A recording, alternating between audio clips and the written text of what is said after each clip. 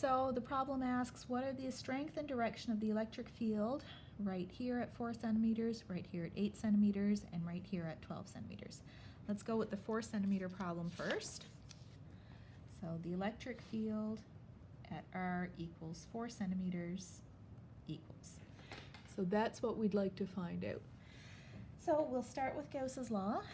The integral of the electric field dotted with the area equals Q inside over epsilon naught. Let's do our Gauss's law on spherical symmetry.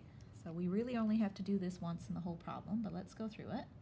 E dot dA is equal to the integral of E times dA times cosine of the angle between them. If we're thinking about what is the angle between them, we have to ask what is our Gaussian surface. So there's our point charge. Here's our metal sphere. We're trying to find the electric field at R equals 4 centimeters. So there's our Gaussian surface right there. The little bit of area on the Gaussian surface sticks straight out. There's our dA. And the electric field due to the point charge also sticks straight out. So the angle between those two guys is 0, and cosine of 0 equals 1. So that's the integral of E times dA. If our R value is constant, if we're a constant value away from the charge, E is a constant.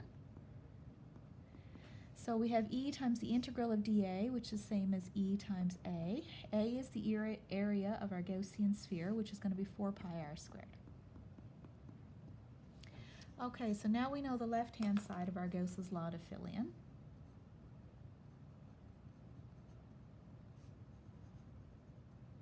So next we'll ask, what is the net charge enclosed by our Gaussian sphere right here?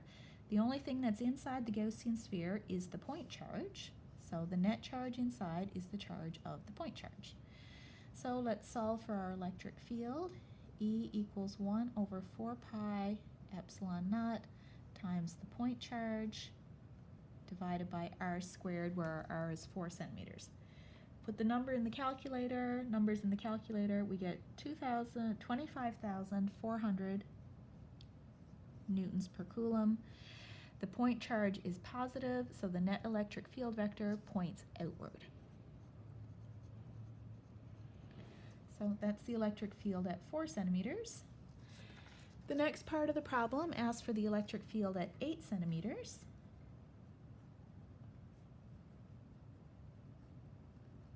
Let's draw our picture again. There's the point charge. Here's our metal sphere. So we'll remember that this is 6 centimeters. This is 10 centimeters. So 8 centimeters is right smack in the middle of that spherical conductor. So we know that E equals 0 in a conductor. It's okay to just write down that result. If you wish to go through the Gauss's law process, you certainly may. As you do that, your E times 4 pi r squared would be Q in over epsilon naught. Your Q in would be the charge on the inner part of the surface of the conductor, plus the Q of the point charge. And remember, those are equal and opposite, so the net charge inside would be 0 to give our electric field equals 0. Okay, last part, what is the electric field outside the whole thing? What is the electric field at R equals 10 centimeters?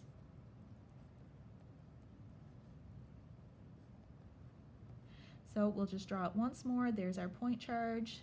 Here's our conducting sphere. And we want to find the electric field out here at R equals 10 centimeters. So we'll draw a Gaussian sphere, a Gaussian surface, which is a sphere with radius 10 centimeters. Write down our Gauss's law. The integral of E dot dA equals Q inside over epsilon naught. We can go through our process of asking what is that integral, and we find that the integral of E dot dA is E times 4 pi r squared.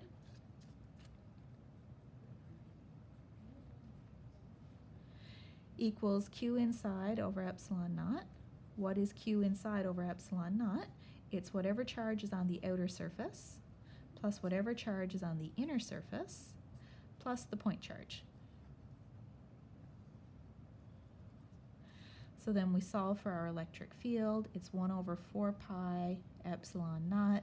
You might notice that Qi plus Qp, those guys are going to be 0. So 1 over 4 pi epsilon naught times Q of the outer surface plus the inner surface plus the point charge divided by r squared. Put the numbers through the calculator, and what we get for our electric field is 787 newtons per coulomb.